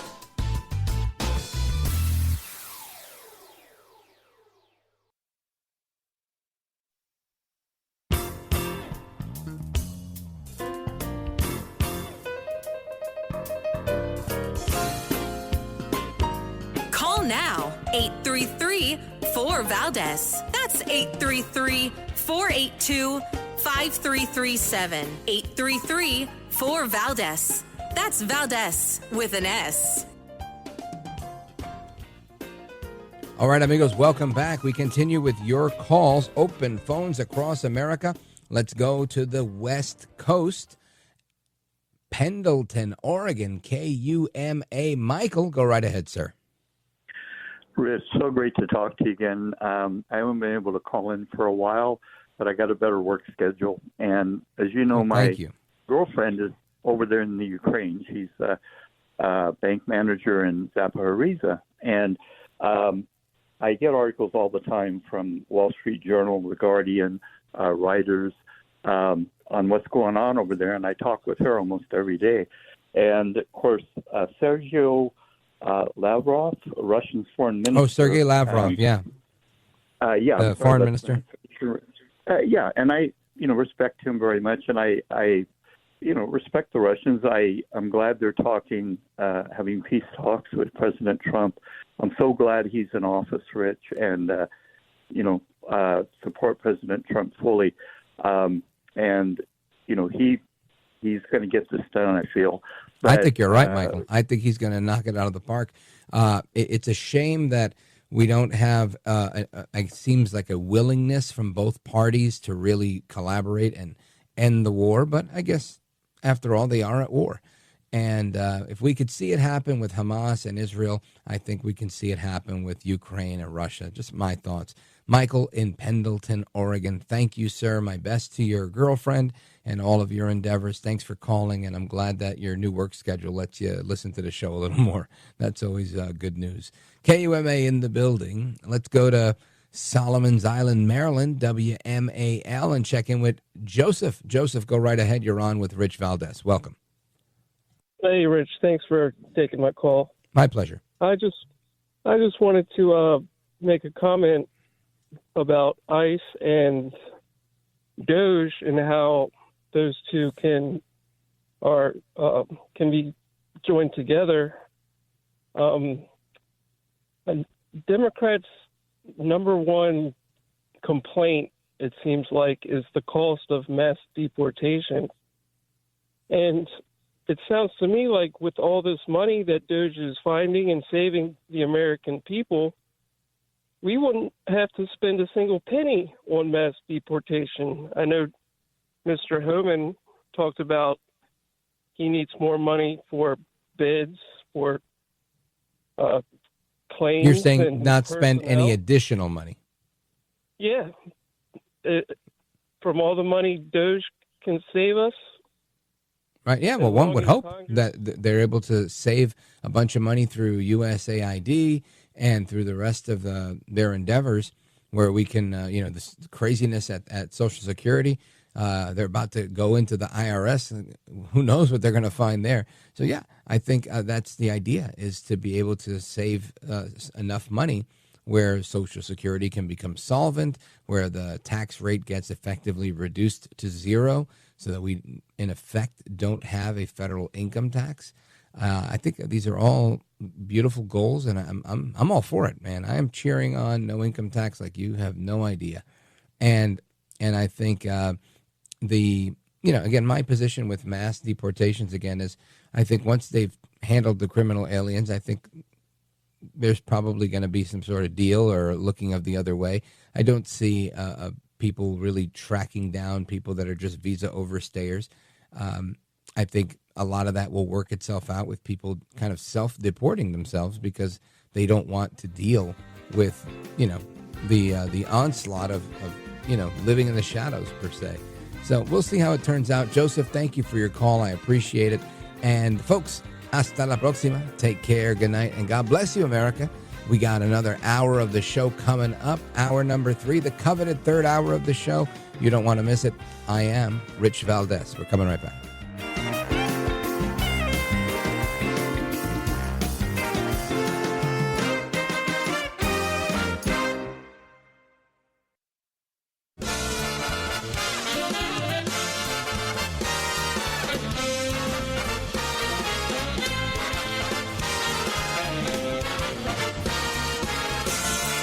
Live from the city that never sleeps.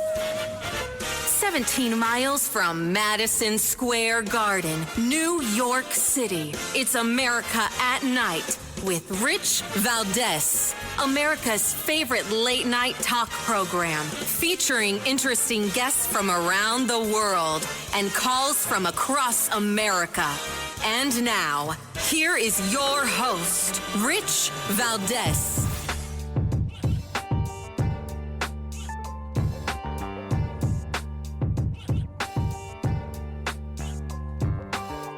Hi there, good evening, and what's up, America? I am Rich Valdez, Valdez with an S, at Rich Valdez on all of the social media. Your liberty-loving Latino amigo, happy to be with you this Tuesday night. We're live, we're national. Here's the phone number, 833-482-5337, 833-4-VALDEZ. And I'm hoping that you'll join us on our late night national town hall conversation, open phones across America, doing calls all hour long. Any segment, feel free to dial in. We're going to get to all the different topics. I got a lot that I want to discuss, so I'm throwing a lot out on the table tonight. We're going to talk about a little Ukraine, a lot of DOGE. I probably will be talking about DOGE, I don't know, until Trump's term ends. I think this is one of the best news stories. Every day there's a new news story about what's going on with the Department of Government Efficiency. I love it. I think it's a great thing to talk about. They have been met with criticism. They have been met with lawfare and lawsuits against them, and they continue to win them. Listen to this. U.S. District Judge Tanya Chutkin says she will allow the Department of Government Efficiency to continue to access data from government agencies. Chutkin says while she found legitimate questions to DOGE's authority, she did not see evidence of potential harm outside of a generalized fear that it could be happening. Therefore, she did not grant the restraining order against the department. There you go. They couldn't do it. And as you know, I read a little bit about this yesterday from the transcript, and she wanted to. She just couldn't because, she couldn't find a way to do it. This judge has been a thorn in the side of President Trump's for quite some time, and I'm sure she would have loved to have slowed things down just to mess with him, right? Because ultimately I feel like so many people are out to get him. But sometimes you just got to do your job and do the right thing. Speaking of doing the right thing, I'll tell you, somebody who has not done the right thing.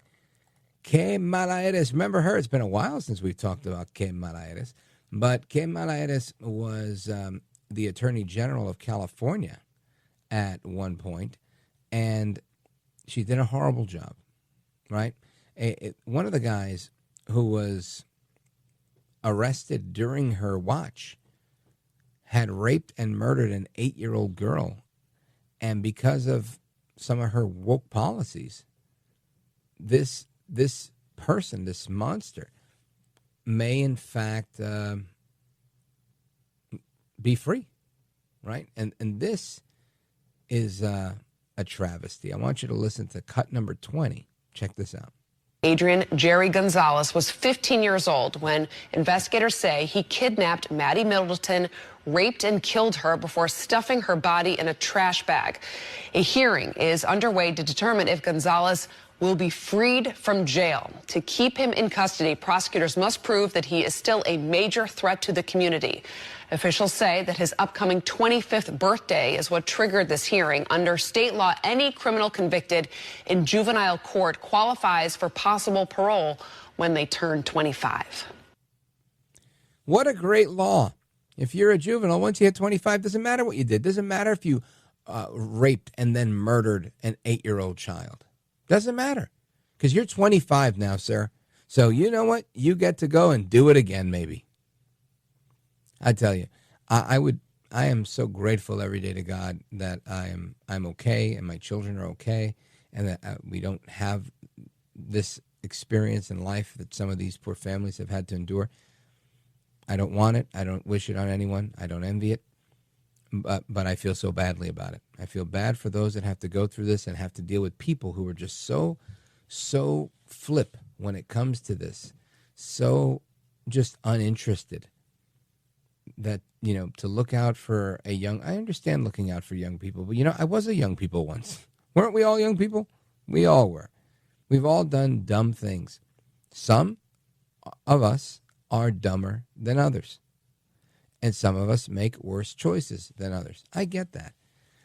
And if you're one of those people who lacks judgment, perhaps you can be rehabilitated, perhaps not. But I'm not about to take the risk and just say, well, because of this arbitrary number of 25, you're now old enough to rent a car, and we're going to just let you out of jail irrespective of how long you've done. That's not smart. I mean, the whole thing is just brutally dumb, in my opinion. So thank you, then Attorney General of California, Que mala eres. Now, I'm hoping that you're enjoying the show, and I'm hoping that you're learning something and getting information that you may not have otherwise gotten, because I think it's important that we have these examples, that we have these anecdotal references that we can share with our friends, our neighbors, our colleagues, our children, whomever we converse with on a regular basis, so that we can, educate the masses, right? Reagan said it's important to have, to be an informed patriot. And I agree with that. And that's why, not only do I listen to the radio and I watch some good TV, but I'm on the radio. And I know that a lot of people listen to radio because you're able to get a lot of information and you get to use your mind's eye, right? Theater of the mind. And in my opinion, you retain this information so much better than you would otherwise. And some people they don't have the benefit of hearing the show if they're not in the car, because radios are hard to come by nowadays. And if you struggle with getting good reception in your home, there's a company called C. Crane that has an internet radio, which is, I think, the best solution for you, and it's called the CC Wi-Fi 3. Here's why the CC Wi-Fi 3 is so special. It connects the little radio device, the CC Wi-Fi 3, to the internet. And that's it. You're ready to tune in to over 30,000 radio stations across the globe, including several stations that carry this show, my show. So you can listen to that with no static and no fade. You've got the voice-focused audio, which really surpasses the audio of any smartphone that's on the market right now. Plus, there's no need to sign into any apps to get this. You don't have to worry about the radio having a microphone and eavesdropping on you and then pushing pop-up ads on you. None of that. You don't have to worry about any monthly fees. It's a radio. And it comes with a full-size remote control. So, listen, if you're sitting in your easy chair and you're scanning the radio looking for Rich Valdez, America at Night, it's going to be easy because you could do it right from your favorite lounge chair, and you can do it with the full-size remote. And if you want, you could even use the unit itself as a Bluetooth speaker. You can't go wrong with this. So here's what you do. If you want to order the CC Wi-Fi 3, just call C. Crane. That's CCRANE.com. And you can use my name, Rich, as the promo. Or just go to ccrane.com/Rich, and it'll take you right there. Or I'll give you the phone number, 800-522-8863. You can call C. Crane again. Here's the number, 800-522-8863. Or just visit C. Crane online. That's CCRANE.com/Rich. This is America at Night with Rich Valdez. Call now, 833-4-VALDEZ. That's 833-482-5337. 833-4-VALDEZ. That's Valdez with an S.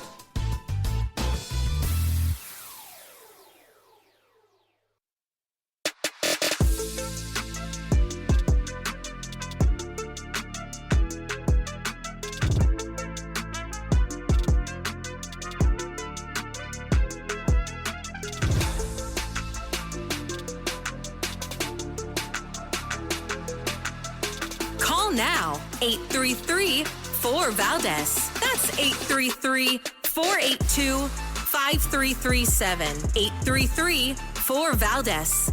That's Valdez with an S. Well, there's a lot of rules out there about how to behave when you're losing. But, the big problem is that Trump came in this second time, with a machine gun. And he fired so many shots. He said, first of all, the people that tried to kill Congress by attacking the U.S. Congress on January 6th, I'm going to pardon them all to let you know where I stand. I'm with them. That was a pretty clear statement. I'm with Article 2, not Article 1. I'm not with the Congress. I'm not looking out for you guys. And when it came time for advice and consent, which was a whole book written about, and it was a big issue, the right of the Congress to say no to a cabinet appointment, he said, you're not going to do that because I'm going to shut you guys down. And he did. So Tillis and Cassidy and Collins, nobody talked. They shut down the Congress. He said, I'm the boss. El Trompito is the boss. And people are getting fired. Of course, people have taken the buyout, the federal buyout. Those that didn't are facing layoffs. Probationary employees who are not outside of their probation and are not permanent employees just yet. Many of them have been let go. Those that were necessary were retained. And music to my ears, right? I love the fact that we are trimming the fat in our government. We don't need all of these people, in my opinion, having worked in government in the past and, doing this stuff every day, looking at how badly they run our government, the ones that do work there. So I want to get your thoughts on this. Of course, if you don't agree with me, you get moved to the front of the list. I see we got calls from Alabama, from Vermont, from Ohio, New York, Oregon. Great. Let's go to Canton, Ohio, WNIR, and check in with Debbie. Debbie, go right ahead. You're on with Rich Valdez. Welcome. Hey, Rich. Thank you for taking my call. My pleasure. I love your show, by the way. I listen as much as I can. And I love you, Debbie. Oh, make me feel good. I'm a retiree. I've been retired for almost 7 years, and I file my taxes the old school way. I'm not I don't do the online stuff or anything. Yeah. I always send it in by hand, and over the years, I've noticed it takes them 2.5, 3 months for me to get a return back from the government for my federal taxes. Wow. Which is over $1,000 I get back. And I kind of look forward to getting that. It's a big deal. Yeah. And I'm wondering if he's laying off or they're shutting down the IRS, does that mean like it's going to be never? Will I ever see it this year when I file? I'm looking forward to file here soon, but I'm just kind of concerned, Yeah. because it already took them forever. Yeah. And you know what? You raised so many interesting points here, right? Number one, I'm going to say that while I appreciate that you do things the old school way, because I think the old school way is good for many things, right? Like you'll never have to replace a motor in an electric car window if you have a roll-up window with a roll-up handle, right? That's just one of those things that is. However, I will say that I typically use one of the online services for my taxes, and I can get them done very, very quickly.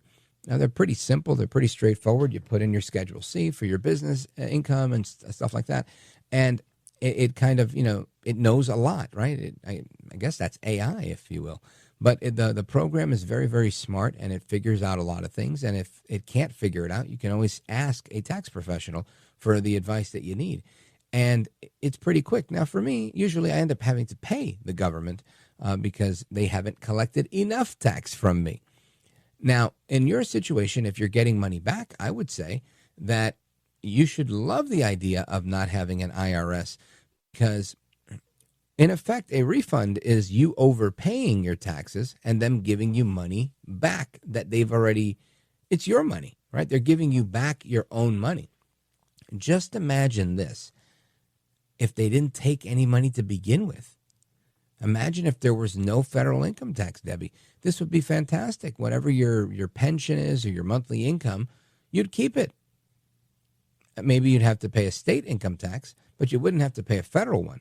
And if you lived in a state like Tennessee or Florida or Texas where there's no state income tax either, guess what? No state income tax, no federal income tax. Now we're talking about keeping even more of your money. And I love that idea. Because, I have children, and I know you do too, and grandchildren. And I know that my kids need things, and I want to help them as they're starting out in life. One's 19, one is 23, just finished school. These are excellent opportunities for me to say, hey, look, I want to help you with this. I want to buy you a car. I want to do whatever it is, right? You want to be able to help your children. And you can always help your children with more money in your pocket. But when you have less money in your pocket, it's that much harder to help your kids. So I'm all for them shutting down the IRS and reducing the tax rate to zero. Will that mean you might have to learn how to do your taxes online? It might be worth your while because you might save yourself some money and time and heartache. Just my thoughts, right? I think I get mine back so fast when I do it. Everything's, I don't know, pretty much by the next day, you've got all the emails saying that everything's filed. And if you've got to send a payment, you send the payment. If you're getting a payment, you'll have it within a week.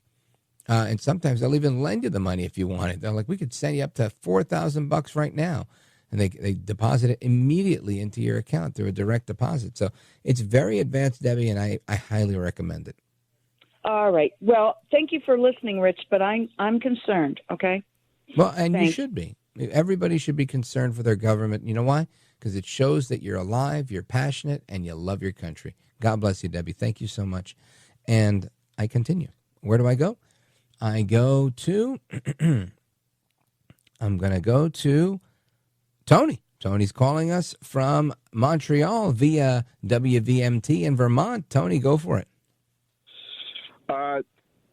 Thank you very much for taking my call. And I just want to say, I want to send a thank you note to Elon Musk and a thank you note to President Trump, because the garbage that they're discovering, the criminality, the corruption, and the cash grab, I call it the corruption cash Democrats.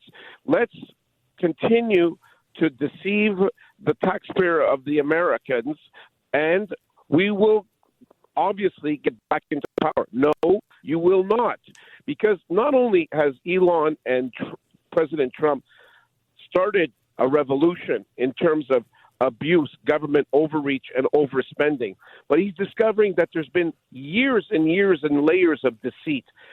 And Rich, the impact is that in Canada, we have started the same thing, and we discovered in a very short period of time, whistleblowers have come out and said there was $102 billion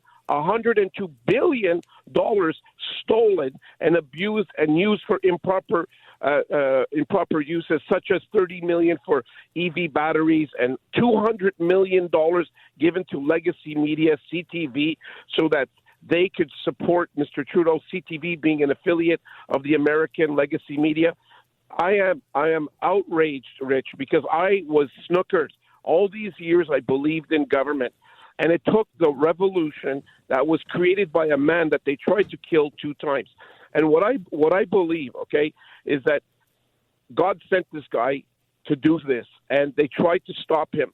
And when I see octogenarians on the steps of every, Capitol building and screaming and singing, they're singing for corruption. And then the legacy family, the Kennedy family, we have RFK Jr., one of my great heroes, RFK and JFK, who created USA and tried to help the underprivileged, and they are abusing his nephew and son. Yeah, you know what? You're 100% right. Oftentimes, that's what happens in government. You try to do, you can't, what's the old saying? Damned if you do, damned if you don't. Tony, thank you, brother. Folks, we're coming right back. Open phones across America, 833-482-5337, 833-4-VALDEZ. Your calls and more coming up right now. Rich Valdez.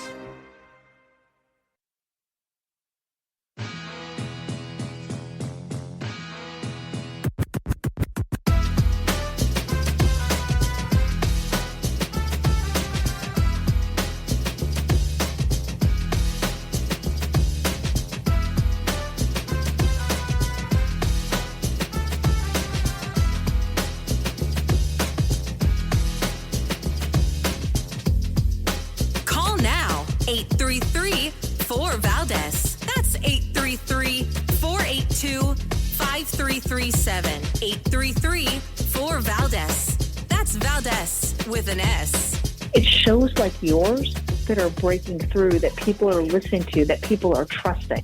America at Night with Rich Valdez. All right, amigos, welcome back. We continue the conversation with you all, the American people. It's open phones across America. If you've never called the show, today's your day. I'd love to chat with you, and I love to encourage people to call because I know some people are on the fence. They're like, I've never called talk radio, but you are a special type of a-hole, Valdez, and I'm going to give you a piece of my mind. Thank you. I'll take it. And for those of you who say, you know what, I was so inspired by what you said. I love it. I love the program. You can call too. I take them all. Equal opportunity calls here. 833-482-5337, 833-4-VALDEZ on your dial pad. We're live and we're national, and we're taking calls for another half hour. So get it while it's hot. And we have some on the line. I'm going to get to them momentarily. But I wanted to talk a little bit about the conversations, right? I have conversations. Everywhere I go, I have friends, real friends that don't care, or every now and again, they'll be like, hey, let me ask you something about politics, right? And they do it begrudgingly because they're like, I know you talk about that stuff all day. And, whether it's on TV or on the radio, and, they don't want me to work. We'd rather talk about, I don't know, girls, right? And things like that guys talk about. But every now and again, people will ask me stuff like that. And every now and again, I'll take the bait.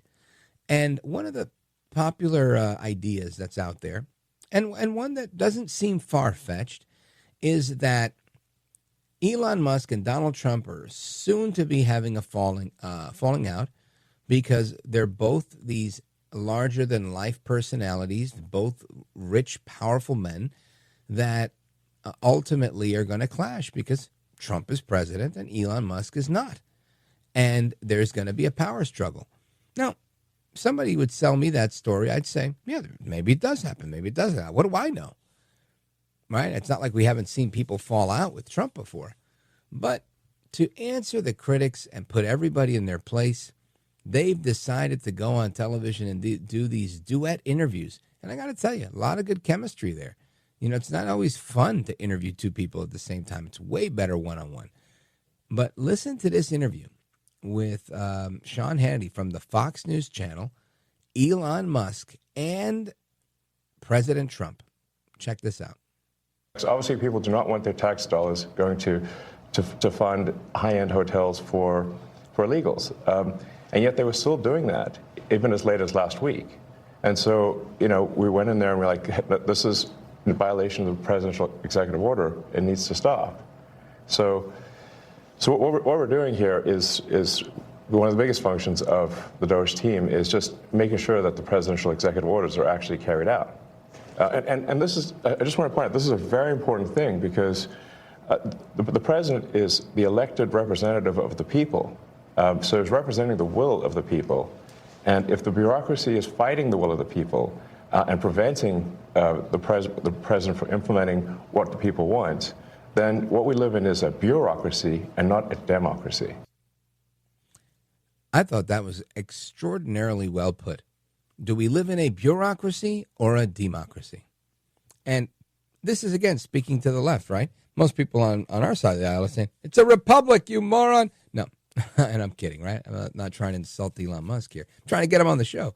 But the point that I'm making here is, yeah, are we using these democratic principles of electing someone, of having a representative democracy in our republic? Or is this going to be the politicians that rule the roost? Now, clearly, that's not what we want. That's not what the founders intended. That's not what any of us have signed up for. Not at all. So those are my thoughts. I want to hear yours. Let's go to San Francisco. Streaming the show, David, one of our favorite dissenters on the program. David, go right ahead. Yeah, Paul Revere rides again. I heard you talking about the Guantanamo and that he wanted 30,000 beds. Now, if we were just deporting people that sneaked into America, why would we want to send them to Guantanamo where there are no judges, no lawyers, no ability to communicate with their own family back in their own home countries?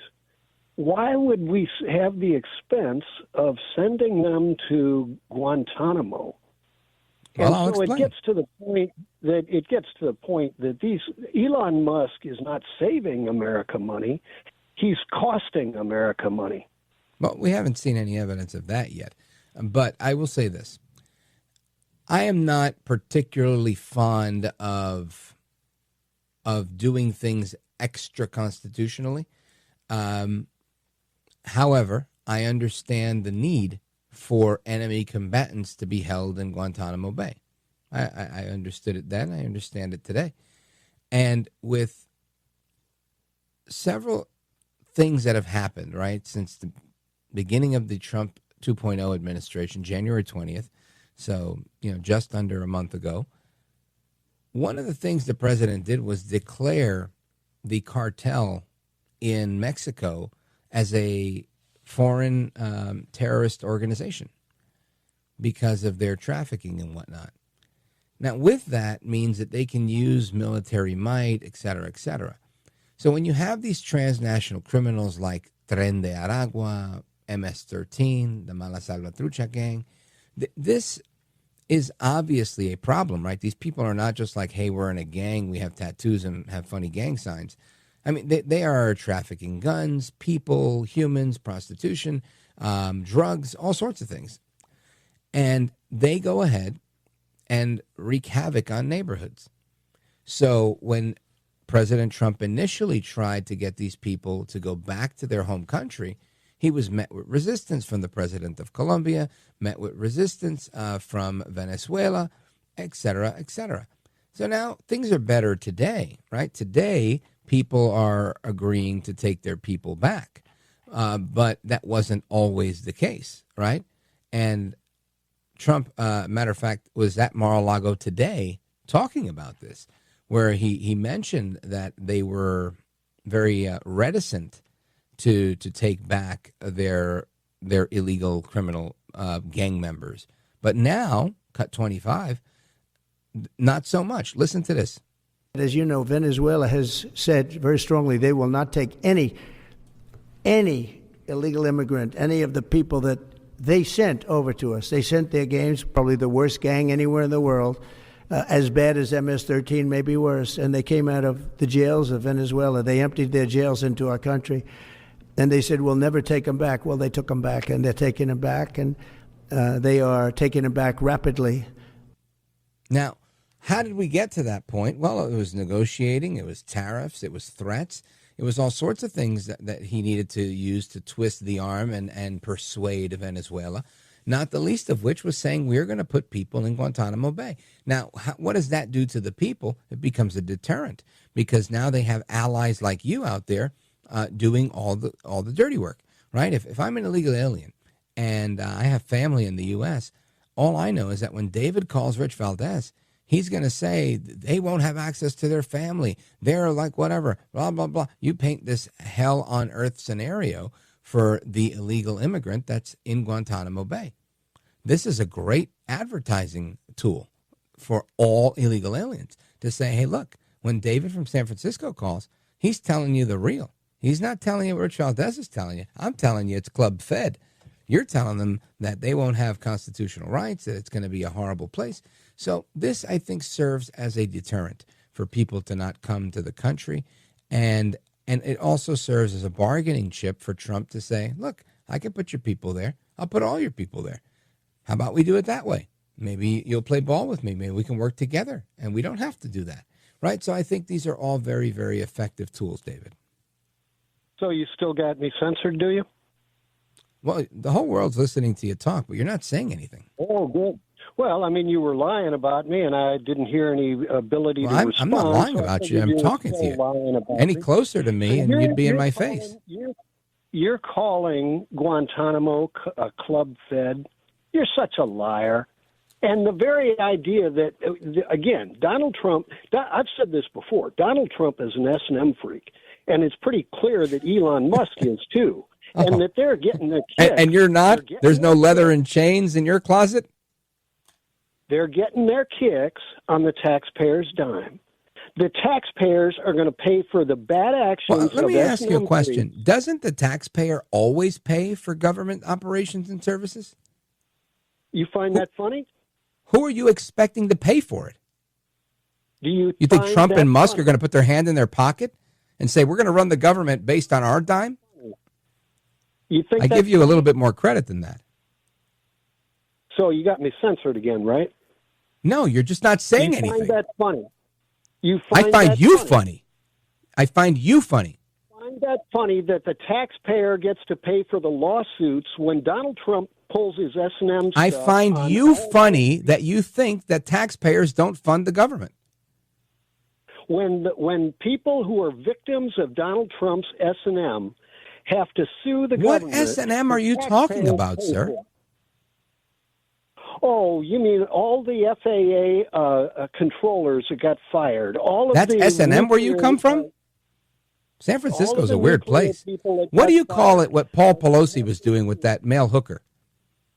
What do you call that, a business meeting? So you're an S&M freak too then, right?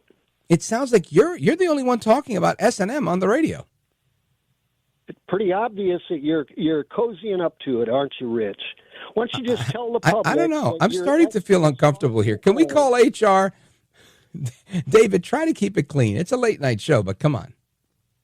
Why don't you just tell the public that you're soft on crime, that Donald Trump is organized crime? David, the public knows I support the wild, wild west. I support people carrying guns and killing people that violate them.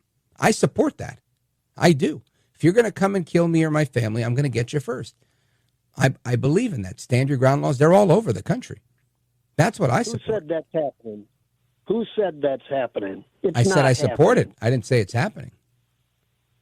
So you're a nutcase, and you've got a prominent radio show. Radical. So I like to go with radical patriot, radical constitutionalist. My great grandfather signed the Declaration of Independence, and we know that taxation with representation means that everybody gets served, not the people that Donald Trump says don't. These S&M freaks are deciding to cut various people out of their taxation with representation. And they're saying, oh, these people don't deserve to go to school. These people don't deserve to have health care. These people don't deserve to have Nobody's saying nobody gets health care. Find me one cut where they said you don't deserve health care. Well, let's see. They've already talked about these USAID budget cuts to hospitals around the world. Oh, yes. Then guess what? I stand corrected. I also say that no person that is if you're not an American, you don't deserve health care on our taxpayer dollar. I support that.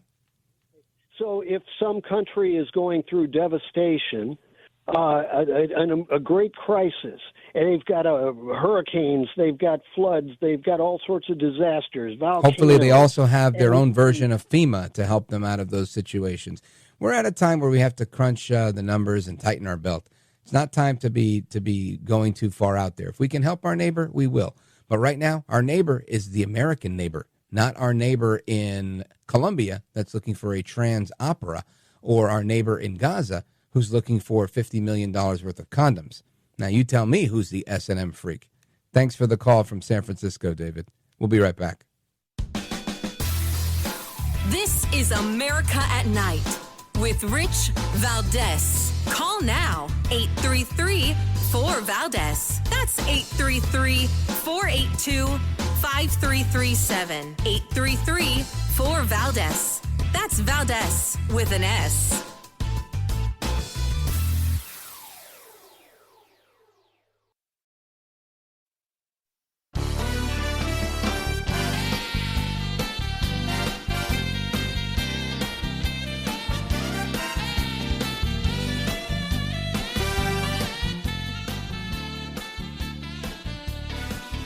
All right, America, welcome back. We continue with your phone calls, open phones across America. Let's go to Stan, Dothan, Alabama, WDBT. Stan, go right ahead. You're on with Rich Valdez. Yeah, I'm glad that you were speaking Sunday night about your brother and his thoughts on NESARA. Yeah. And NESARA stands for National Economic Security and Reformation Act. And if you go to gasara.news... Well, we can't promote any websites here for free. But Yeah, the National Economic Security and Recovery Act, these proposals were from Harvey Bernard, who's a PhD in systems and whatnot, and they never went anywhere in the 80s when he made them. They didn't go anywhere in the 90s.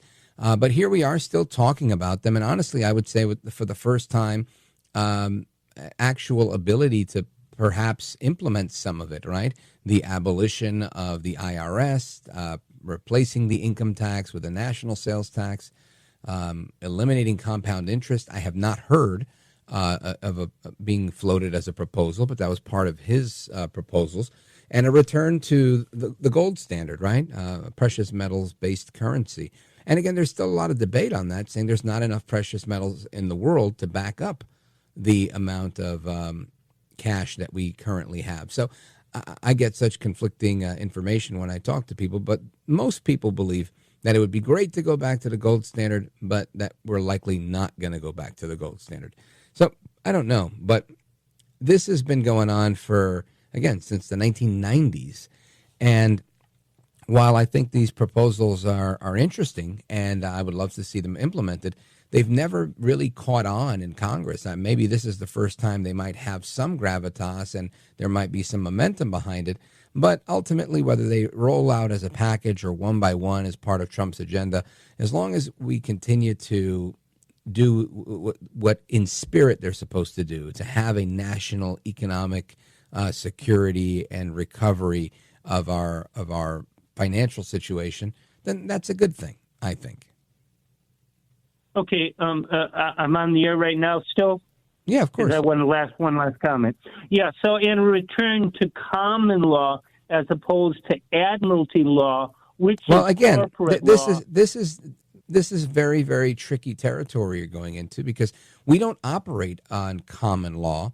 Those that are advocating that we work on maritime or admiral law, this is them pulling this out of nowhere, right? There's really nowhere in the Constitution or our federal United States Code that says that we're operating on maritime law.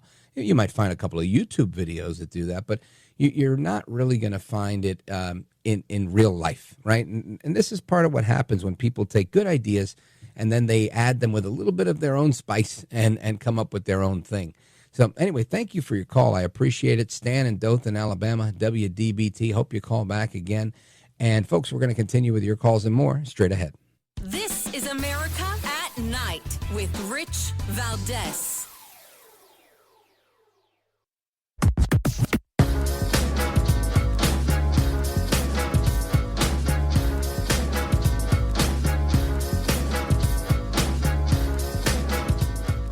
All right, William, Columbia, South Carolina. Very quickly, go for it.